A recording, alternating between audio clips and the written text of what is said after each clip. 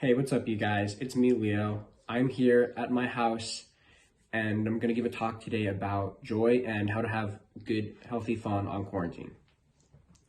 Now, when the brothers first came to me with the idea of having fun on quarantine and just having the sense of joy while we're under these circumstances, I thought to myself, that's going to be really difficult. While we're on quarantine, we're at home 24/7. We can't go out, we can't see our friends, and we're all bored. But then I kind of began to realize that that's just the perspective we have on things. We like to sit here and just kind of feel bad about ourselves and like to zone out watching YouTube videos, playing video games, watching TV, and that's what we're all doing. But we need to kind of get ourselves out of this mentality of feeling bad for ourselves and understand that there's so many things that we can do now that if we weren't under these circumstances, we would have never had the opportunity to do. So if you're into sports, grab a basketball and go try to make 20 free throws in a row and don't stop until you get them. Or if you're into lacrosse, you can try to hit the pipe 3 times in a row. Just go out there and challenge yourself. If you like instruments, learn a new song. Try to learn one new song each week. We have to start to do these things in order to keep ourselves busy. But as you start to do them, you'll understand that although they can be difficult and although they're hard and we might not be able to make all the shots at once and it might take a while and learning a new song is difficult, it's a lot more rewarding to go out and do these things than to just watch YouTube videos, watch TV, play video games. And we also should try to get our families involved. If you have brothers and sisters, bring them with you to the park. Force them to play an instrument, get them involved. You'll find that doing these things makes the days go by a lot quicker and it's a lot more rewarding. Another thing you guys can do during this time is play board games. And I know what you're thinking, board games are like for old people and they're not fun. And I used to think the same thing until I sat down and actually started playing board games. And like, you guys can sit there and play these games for hours on end and they're really, really fun.